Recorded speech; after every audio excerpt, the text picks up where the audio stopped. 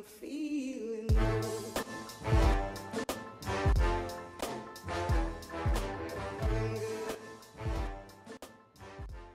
Hey everybody, hope you're well, and it's James here over the Part-Time Entrepreneur and Crypto Rookies, and welcome back to the second episode of Flip. And today we're going to talk about my first picks.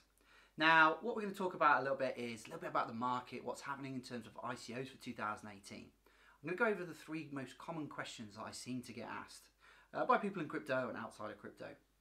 Then we'll talk about what I'm investing in currently, so other projects that aren't quite ready to go just yet, but I've bought into in terms of an ICO process. And I'll also talk about what I've currently already invested in. These ones aren't ready for exchanges just yet, but I'll just give you a little bit of an idea of what I'm investing in. And then I will go to the flip section where we're going to look at the three ICOs that I'm going to flip to get this whole process started. Okay, so let's talk about some of the questions that I get asked on a regular basis. Now, the first one is, are ICOs dangerous? Now, my reaction to this is absolutely not. They're not dangerous at all. When your mum says your middle name, that's fucking dangerous. You know you're in the shit when that happens. That's dangerous, and you know that she can batter you like anything. But they're not dangerous. There is risk, definitely. There's always risk attached to investing in coins, investing in ICOs, and the main reason for that is just because there are so many out there at the moment that some aren't going to make it and some will. There's some great projects, and as long as you do your research, and that's the key thing, and make sure that you tune into lots of good YouTubers, make sure you do your own research as well, and also there's some investor guys out there as well, and follow their channels and really understand what you're investing in. The second question I always get asked is, are ICOs illegal? And are they a bit dodgy? And is it just for drug lords and all this sort of stuff? Well, no, of course not. In some countries, they are making the process a lot harder and more difficult. So in America, unless you have a certain amount of money, you can't invest in ICOs. Or, for instance, in China and all them countries, they sort of put a big ban on it. And really, it's because they want to control everything. But also at the same time, they believe that the process is obviously a little bit slack. And to be honest, it is. There's so many dodgy ones that have come into play, ETHConnect, BitConnect, USI Tech quite recently, where people have lost a lot of money. And really, they want to put... I'm a big fan of all the regulation, because what it will do is it will just help people make really good investment decisions, because they'll feel comfortable that they're protected. And at the moment they're not. Once they invest their money, there's a big element of trust that they'll get their tokens back and they won't run off with the money, which is, we don't want to see that happen to anybody. The next question is, are ICOs just a fad? Well, I think there's two answers to this. One is yes, where I think there is a lot of people just getting on the bandwagon at the moment. And this is why it's taken a lot more time to do research in terms of ICOs, because there seems to be a lot of companies popping up here and there where they are just literally looking for some form of investment. Now, on the other side, I do think that ICOs creates a new platform for people to invest from the very bottom, people just 50 quid, to those that want to invest 100,000, million, whatever. So it opens the playing field for everybody, and I just think that it's a very inclusive model. And I think going forward, a lot of people will adopt this just because, one, the company that you invest in gets 100% of the funds, which means they have more chance of making a success. And also, as an investor, your money goes direct, and you know that there's no one taking a big fat cut out of it as well. So I do think that, one, a little bit of a fad where people are just getting on the bandwagon, so be careful, do your research. But on the other side, I think it's a great process where it's really inclusive, will help maybe the smaller investors who are just starting out to get in on ICOs. So as we can see by the next chart, the ICOs are on the rise. So January, February, March, we can see this huge increase. Now, a lot of this volume and value has come from Telegram, but we'll talk about that later. But we can see that the popularity of ICOs is still very, very strong in 2018. Now, if we move on to the top 10, we can see that Telegram has raised 850 million, which is just crazy. I can't think of any reason why they would need that amount of money, even after reading some bits and pieces about them. And the fact that they're going for a second round for another 850 million, just seems a little crazy. So be careful investing on that one, guys, because I think, you don't need that amount of money, and it feels like there's a lot of people coming into the ICO space just to get funds. And again, it's you guys at the end that are investing in this that might get caught short. Again, Hubio as well, 300 million. That is a crazy amount of money. You know, I've seen some projects where they've launched on, you know, 10, 20 million, and they're doing absolutely amazing. So you don't need all this money. If we look at 2017, we can see that the top 10, most of them don't even exist anymore. And if they do, they're having a real hard time. So the next chart we've got is just to have a look at the split in terms of different marketplaces. So the first one, obviously communications, that's been absolutely hammered by Telegram this month. So it's obviously skewed the numbers a little bit, but we can see that finance and trading are really sort of the main categories. And one of the categories that really sticks out for me is the drug and healthcare, and especially supply chain as well. I mean, that only accounts for 3.1%, but normally that would be about 5 or 6%, because obviously Telegram skewed the numbers. But there are some great projects out there. Pharma Trust is a great project. Their ICO isn't going too well at the moment. However, a lot of things that they're doing isn't to save money and bits and pieces. That's part of it. But the main thing that they're trying to do is obviously save lives, make sure that the right drugs, not fake drugs, get to the right countries and help solve those malaria issues and stuff. Because a lot of the drugs that go out there are just fake, and you know, people are left exposed, which isn't great, and we don't want that.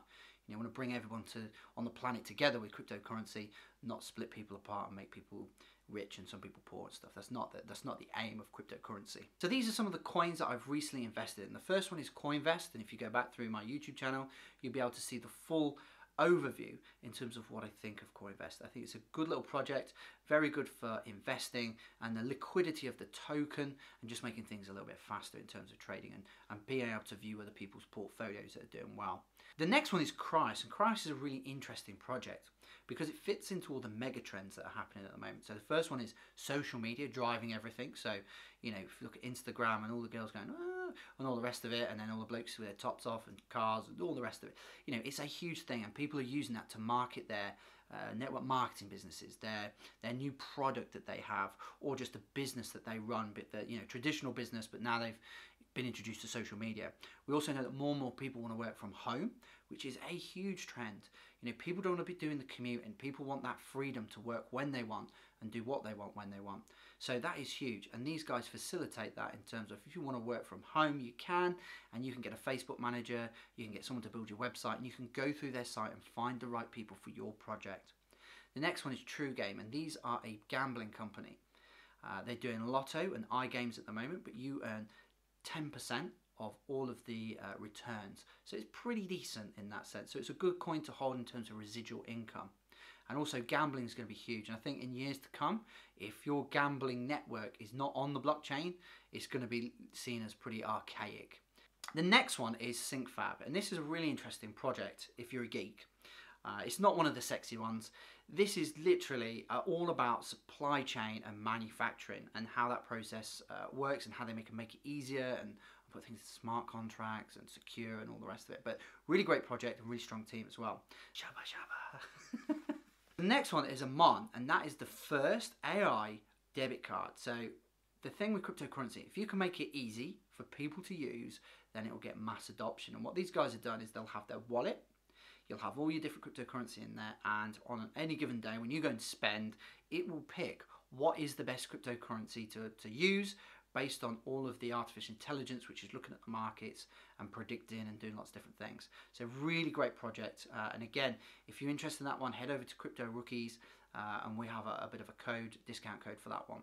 The next one is Sapien. Again, this is about media content and getting paid for it. Only gone quite small on this one. I think it's a nice little project, but I've actually found a project that's a lot better than this one. And again, if you follow me at Crypto Rookies, you will find out what that project is. So now we're going to talk about what are the first 3 ICOs that I'm going to flip. Well, the first one is HOQ. Again, this is a marketing one.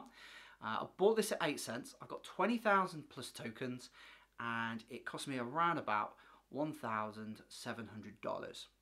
Now, with this particular project, I'm going to flip 50%, and I'm also going to keep 50%. Now, I'm not going to take any profit actually in the next 3 because I really want to get some escalation in the portfolio, but also make sure that I've got a good holding, especially of the smaller coins at this point in time. The next one is Colu, and obviously this is a decentralized payment system. Again, all of this stuff is becoming very, very big. Again, paid only 8 cents. I have 8,600. roughly around a $739 investment. And with this particular one, I'm actually going to keep a little bit more because I think longer term, I'll get a little bit more value out of this. So I'm going to hold 60% and I'm going to flip 40%. The last one is TradeOf. And again, these are trying to be sort of the Alibaba come LinkedIn. Again, bought this at 8 cents, all 8 cents. There's a little bit of a running theme here. Got 48,000, went quite big into this one. Cost me around about $4,200. Now, I'm only going to hold 40% and I'm going to sell 60% of this one. And the main reason behind that is when it goes to launch, they're looking at 16 cents. And actually, these guys raised 52 million and they did an incredible job. And there seemed to be a massive buzz around this project. Again, I've recorded a video on it. Please check it out, see what TradeOf is all about. I also spoke to Ken over at TradeOf, and again, they seem very positive about this project. And again, their advisory team is very, very strong. So those are my 3 first FLipits. And what we're going to do, we're going to track the progress of those as we go through this series. So you can see how I'm going to escalate to some of the bigger numbers that we talked about in episode 1. So in terms of these episodes, they'll come out about every 2 weeks. But you'll be able to go back and look at episode 1, episode 2, and sort of follow the journey through if you're only just catching up now. So what we're trying to do here is just help and educate people and also give you a little bit of a system and a strategy to help you with your ICO investments. And as always, it's not financial advice, it's just you just following me, what I'm doing basically. That could be my legal disclaimer, that'll do. So, you know, that's what we're trying to do here. And it just gives you a little bit of an idea as well. You can see that I've got about 10 ICOs on the go at the moment. And the reason for that is they all trigger at different points. So constantly I'm able to sell some and constantly reinvest back into my portfolio to keep that momentum going. Obviously, most of you know I started with 500 quid and now the portfolio is just absolutely huge. As always, guys, thank you for tuning into the channel. Please like, comment and share. And if you want to be in with a chance to win $5,000 of AMON tokens, then please head over to www.cryptorookies.com and find out how you can be involved in our next crypto lottery. You can follow me at Twitter at jamesbull_UK at CryptoRookies, or join one of our Facebook groups, which is Crypto Rookies or PT Cryptocurrency Community. As always, I really appreciate you tuning in, and I'll catch you on the next video. I'm feeling